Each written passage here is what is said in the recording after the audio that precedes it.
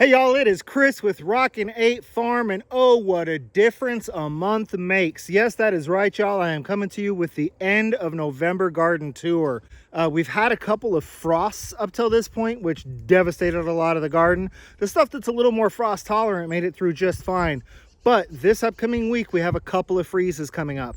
Now, I don't really know where you northerners consider like a hard freeze, but you know, here in Central Texas, 26, 27, 25 degrees, that's a pretty good freeze. I mean, that's hard enough to freeze up the waters and all that good stuff. When you just barely hit that 32-degree mark, that's when you come out in the morning, punch a hole in the top of the ice, and move on with the rest of your day. But when we get down to about 25, those water buckets freeze up, those gardens freeze up. So we're fixing to get in here as quick as we can. It's looking a lot darker than it really is because we're really overcast today, which is great for filming. But we're fixing to get in here and lay in some frost protection. We ordered in some furniture and some other items that had this really great fabric that I thought to myself, I said, you know what, Big Daddy, because that's what I call myself, as Big Daddy. I thought to myself, you know what, Big Daddy, this stuff will make great row covers. So that's exactly what we're going to use it for. My broccoli, my cauliflower, I'll show it to you in a minute. You know, it's doing great, but it definitely has some frost damage. It didn't like the couple of frosts that we got a couple of weeks ago, although it's growing through it. There's some damage on it. So I'm going to take you around the garden here, and like I said, oh, what a difference a month makes. If you don't remember what my garden looked like at the end of October, I'm going to post that right up here. So click up there, watch the end of October garden tour video, and you're going to get a really good idea of what a difference a month makes here in the state of Texas, especially right here in the central part of Texas. I think we're slated to maybe get up into the 50s over the next couple of weeks. So it's just rapid change. It kind of like, you know, turning on a dime or whatever you want to call it. So let's go ahead and start this garden tour, and I hope y'all enjoy. All right, y'all, we might have a few weird camera angles here because I'm going to do my best to keep my body between the fairly stiff wind and the camera mic. So like right now I'm actually standing off, see my elbow? Yeah, I'm standing off to the side of the camera here, trying to use my body to shield the camera from the wind and still show you this bed. So I'm doing the best I can here, people. Come on now, I'm an amateur. All right, y'all, so we're going to start right here. This is our newest bed. It's the bed that we just put in. Well, the bed itself has been standing here for a long time, but we just filled it with soil and all that good stuff probably about a month and a half ago, maybe only a month ago. This one has garlic and carrots in it. So if you watched another one of my recent videos, then you'll see that we planted some carrots in this bed. So garlic, carrots, good companion plants. To be honest with you, garlic's a good companion plant with everything, people. So this is going to be our garlic bed, and you can see that it's actually doing pretty good. We've got lots of little garlic popping up in all kinds of different places. Now, we love our garlic, and that's why as we come down here, you're going to see a lot more of it. So our tomatoes were planted right along the middle here. If you remember, again, go back and watch last month's video if you need to. There was a T-post and fence that ran right down the middle that were the supports for those tomatoes. Well, now that fence and T-posts are gone, because the one thing I know I'm not going to plant in this bed next year, or next spring, I guess. So yeah, next year, 2021. The one thing I know that is not going in this bed is tomatoes. I don't know what I am going to put in this bed, but I know that it will not be tomatoes. So we went ahead and took out the trellising structure, and down the middle here I've got a variety of cabbages and lettuces, and you're going to see some that look ridiculous because, like I said, they bolted. And this is the other part that cracks me up. It's been cooling off, it's been getting cold, there's not as much green stuff out there, and yet the bugs still manage to find their way into your garden. It's ridiculous.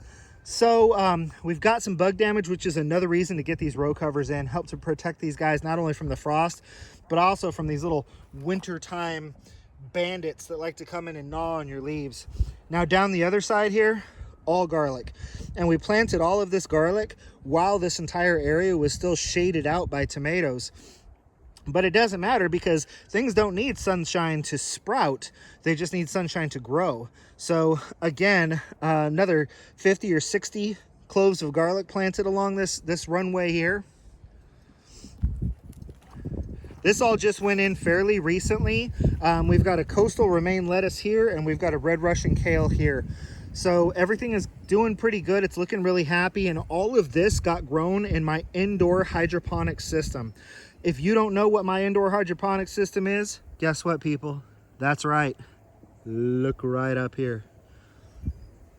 Or maybe right up here. Or here. Or here. Anyhow, look at the top of the screen, and you're gonna see a tag for the indoor hydroponic system. People, the system works amazing. It has a bit of an initial startup cost, but it's not too intense. And then from then on, it just keeps going and going. And not only that, but the cups that you're gonna see in that system, smart feller here, drill the hole a little bit bigger, and then that string slips right out and you can reuse the cups. Smart guy, huh? Bigger hole, that's all it took to make the cups reusable. Anywho, red Russian kale, coastal romaine lettuce. Hopefully we're gonna get some harvest off this for personal use. This, y'all, fall garden here in Texas right now, experimentation time. We're experimenting with this fall garden, and then maybe, just maybe, next fall, big market garden. Big market garden. Make some money off our land, y'all. Collard greens, people. Who don't like a little bit of collard greens? Now, the collard on my greens, my lettuces, my kales, they're all a little small. The reason they're all a little small is because that indoor hydroponic system works so good that they were root bound, and they were not going to get any bigger if I didn't get them out here and get them in the ground. So now that they can stretch their little root legs, we're really hoping that they're going to take off and get some size on them, because this is definitely as big as they were going to get inside the house. More bug damage on the Brussels sprouts, but we still got some really good sized plants, some really good looking plants. Different kind of Brussels sprouts over here, and artichokes down on the end, and there was an artichoke right there. I hate bugs. I really hate bugs. Red leaf lettuce, my friends, looking good. Time to come out and start harvesting some of those outer leaves for sure. Let them kind of keep growing back from the middle. We're going to get some more lettuce going in that hydroponic system, get it in the ground. Basically, even if stuff is really sensitive to a hard freeze, 28, 29, whatever, my thought process is we have enough days that are, 39, 40 at night, and then 55, 60 during the day, that I'm just going to keep putting stuff in the ground. And if a frost gets it, oh well, I've got more growing inside the house. So we're just going to keep succession planting all of these lettuces and kales and all of that good stuff. Over here, we've got the smorgasbord garden. Why do I say smorgasbord? I say smorgasbord because we got onions that decided to grow from last year. We've got garlic mixed in here amongst our bug damaged broccoli and bug damaged cauliflower. You can see the yellow leaves. The yellow leaves appeared the day after our first frost, but you can also see all of the new growth. See that? New growth. So these guys didn't like that frost, but they don't mind the cold. So that's where I'm going to throw a row cover over these bad boys and help them make it through those frosty nights. Chamomile is taking over this garden. It's not what we anticipated. I don't know why. We should have, but this is apparently going to become a chamomile bed. All 30 square feet of it is going to be a chamomile bed because it's just creeping, y'all. We used to have the cutoff right about here, and you can see now how much it's grown in that direction. So we're gonna harvest as much stuff out of here as we can. Like, I'm gonna harvest that little weed right there, and I'll harvest those weeds back there and feed those to the chickens. Hopefully, now that it's really cooling off, the spinach is gonna start doing a lot better, because it hasn't been doing good up until this point. It has just been too warm. However, the good old garlic chives, they have been loving the weather that we've been having.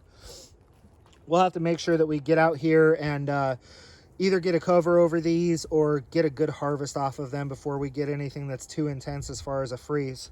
They will definitely come back so long as they don't get choked out by the chamomile.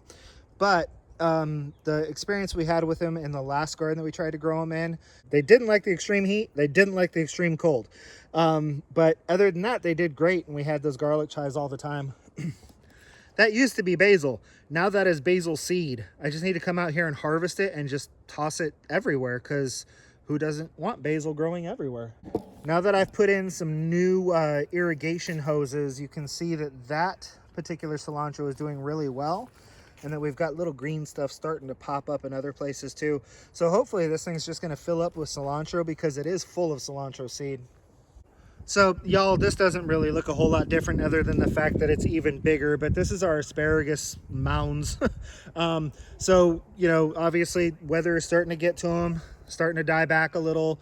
Perennial food crop, it'll be back again next year. We're gonna miss looking at it, but we're also gonna get in here and try and harvest a bunch of the seed and just kind of play around with it, because I love me some experiments. Again, doesn't look any different. Walking onions, perennial food crop. Last video, you should have saw us harvesting the sweet potatoes. Sweet potato harvest was kind of miserable, but you know what? First time I ever planted sweet potatoes, so I'm okay with it. More perennial. This is all herbs. Herbs are still doing okay now. They won't be doing okay for much longer. And my friends, yes, yet another garlic bed. Not too much garlic coming up right now. This is where we planted all the elephant garlic, but we are starting to get those really cool, big, fat leaves starting to pop up.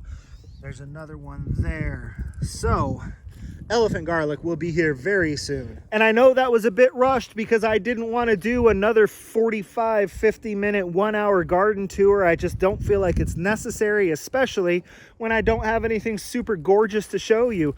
I mean, it's not like we're, you know, looking at the arched trellises covered in beautiful plants like this. No, people, we are looking at a lot of brown. We are looking at a lot of low-lying plants in the garden. We're looking at a lot of, well, let me show you. We're looking at a lot of trees all across my property that have little to no leaves. We're looking at what was once very dense foliage is now just very sparse sticks. So y'all, it is just that time of year, but we're going to continue to eat food regardless of the fact that we're not growing tomatoes right now. Because you know what, y'all? I got a freezer full of tomatoes. And out of that freezer full of tomatoes, I can make salsas. I can make tomato sauces. I can make pizza sauces and spaghetti sauces. So y'all, I mean, I've got tomatoes. I've got peppers in the freezer. We've got sweet potatoes sitting in a box. We got a whole bunch of zucchini that has been shredded up that we can put into dishes if we need to, or breads if we need to. So we kind of preserved as much of our summer crop as we could.